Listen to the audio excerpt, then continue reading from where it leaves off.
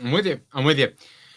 This next topic is totally awesome to me. And this is the day, by the way, that my son left for UMass to pursue a career in making movies.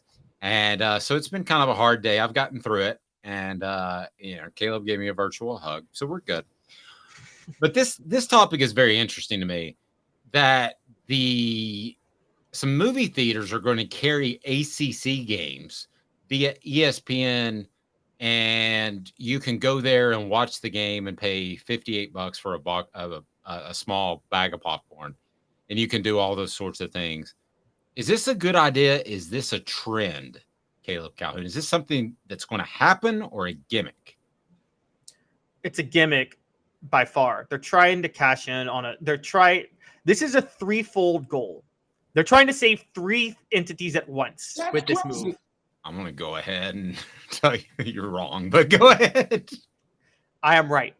Here's what they're trying to save. It's crazy. They're trying to save ESPN because ESPN is bleeding money right now because they made some bad business moves that were based on cable subscriptions in 2011. It's a move to try to save the ACC, and it's a move to try to save movie theaters. Those are three dying brands right now that are like, hey, let's all come together and do something. Dave, why would you watch one game at a theater when you can go to a sports bar and watch your game plus 10 others and socialize and mingle with crowds? Okay. First of all, you're only going to get the ardent fan, okay?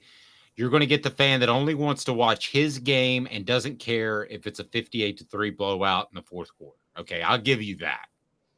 But you're right. Movie theaters would be willing to open this up. And I've actually taken part in a promotion that's very similar to this. It was the Daytona 500, and they did it in a movie theater. It sold out. It was a ton of fun. Now, they didn't have the usual, expensive popcorn and all that stuff. You could buy that stuff if you wanted to, but they had reasonably priced beer and stuff like that. And it was a ton of fun, Caleb. And listen, I know NASCAR can get long and boring, okay, even at its height in the 2000s. But yeah, I love this. I love this idea. I think it's super cool. I think the idea of going and listen, it's going to be all fans of one school, but listen, you're selling. This is the next step for a program like Tennessee. Because the next step is also building this entertainment district, which they're going to do between Thompson Bowling Arena and Neyland Stadium. Why are you doing that? It's because you have sold out your stadium, and that's not ever a concern. So people are going to come to that entertainment district like they do the Battery for the Atlanta Braves, and they're going to watch the game on screens there. Well, what about in the Tri-Cities for people that say, I'm not going to make the drive, or people in Nashville that says, I'm not going to make the drive because tickets are too hard to get? Put it in a movie theater where all those fans can hang out. It's like a sports bar, but it's a huge screen. I love it. I absolutely love the idea. And I can tell you, if Tennessee was doing that, I would be there. And there would be a book signing for Celebrate 98, which comes out next week, by the way. Have I mentioned that? But I think it's super cool. I'm surprised you don't like it. It'd be awesome. Okay, a couple of things. First of all, the Daytona 500. One, it's the biggest NASCAR event of the year because it kicks off the NASCAR season. Well, it used to be until they did the Chase Cup, which if you guys are wondering what the college football playoff will do to college football, look at what the Chase Cup did to NASCAR. So that's. I hope you're wrong, but there is a chance of that. Yes. But that was because it was the kickoff of NASCAR season. It was right after the Super Bowl when football season ended. I mean, that was the biggest NASCAR event of the year, far and away, bar none. And it's the only NASCAR event of the day. College football, if this was the Super Bowl, you'd have me. If this was a national championship game, you'd have me. This is Virginia versus Pittsburgh at a movie theater. Okay. But is it a success if they fill up half the seats? Because Virginia-Pittsburgh is not a sexy matchup. If they fill up half the seats, then do you think Tennessee-Florida would fill up 100% of the seats in West Knoxville for those that aren't going to Gainesville this year? No, because if I couldn't go to the game myself, I wouldn't want to be in a theater where I'm only watching that game. I want to go to a spot where I can watch multiple games, where I can watch that game, but then watch a bunch of other games that are happening at the time. The sacrifice you make with going to a football game is that you don't get to have your ear tuned into other games going on. If I'm not going, my 25-year career can attest to that for sure. I've been through a lot of games that I didn't want to be at because better games were being played. But at the time, I didn't have a cell phone that could stream. So there may be another game that I want to watch, and I've got it right there. But I'm with and put up a couple of smaller screens on the side. But the thought of it being that big, man, I'm all in. I think that's super cool. Okay, so you know what you do? Okay, here's what you do. Get a sports bar with a theater-sized screen on one wall. And then you can still sit at the bar, watch the theater on the wall, and then watch a bunch of other games on smaller TVs around. But you're still sitting at a bar, sitting at a table, conversing and mingling with people, whatever. This is because, look, and a lot of sports bars are doing this, by the way. One I go to a lot, they actually have a giant projector for their local teams. So it's, I got to be honest, that works. But then you can watch all these other games around. That's the way to do it. But a theater where it's like, a theater is designed for you to only keep your focus on that screen and nothing else. Today's generation, my generation too, we're too distracted. We can't keep our focus on one thing.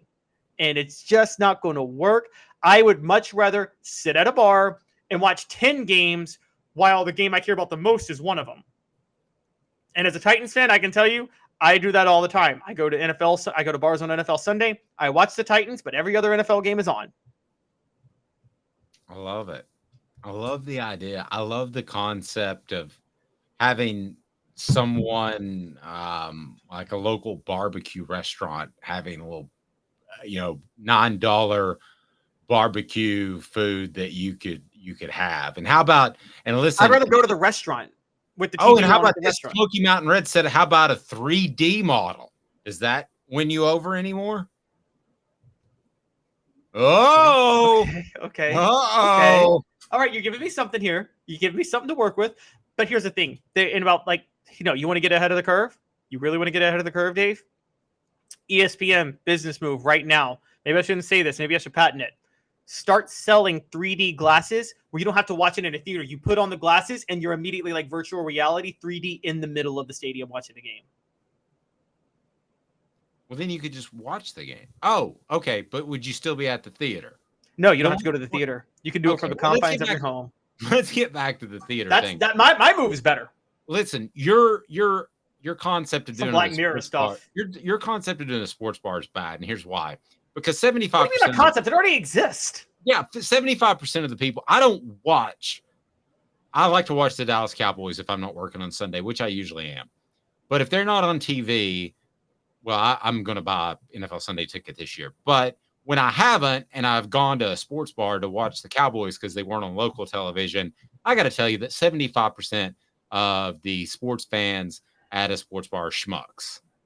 Okay, because they're basically two types of fans stand out to me, especially if we wear any gear as a family to go watch the Cowboys play.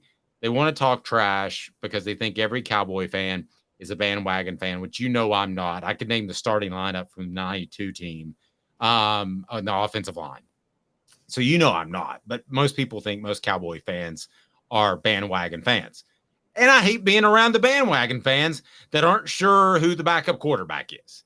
So those are the two types of schmucks that I deal with when I go to a sports bar. I hate going to a sports bar. I will purchase NFL Sunday ticket. And by the way, my son gets a student discount, so it's only $129. So that's what I'm doing. I'm not going to a sports bar because the risk of somebody being drunk or them not being able to get the audio where I can hear it. I'm sure Tennessee fans have been down that road before, and not in Knoxville, but maybe where you are. I'm sure there are times that you haven't been able to get the game, and at least, and even more so, the audio up in front of you. That's not something I'm all about, Caleb. I want to be focused in on my team. Now, I don't have a problem with seeing other scores and highlights, but I'm not a red zone guy. I'm not. I want to watch the game unfold and evaluate it. And Yes, because you're trying to evaluate the actual nuances and the details of the game. But if you're a casual fan, you like to watch. First of all, with fantasy football, you watch more games now. With betting, you watch more games. I got money on a few games. I'd like to watch them all at once, see what's going on, and and I'd like to make my money back that I lost last week. And maybe if I keep losing, I won't be able to afford to go to a sports bar anymore or a theater to watch the games. I'll give you this too, and all those on the message board that have an artificial hip. The seating in sports bars is incredibly uncomfortable. And by the end of the first quarter, my butt is hurting incredibly bad. Wait, I got an idea. Okay, another one with virtual reality. A collection of fans like online in a chat room can be like, hey, let's all watch the game together. Like on the message board, you put on like a virtual reality helmet and you're next to the guy and y'all are all watching the game together, like as if you're at the game with the fan next to you. You're next to the guy in the chat room. Yeah, I like the theater idea better. But theater idea is terrible. It's not going to work.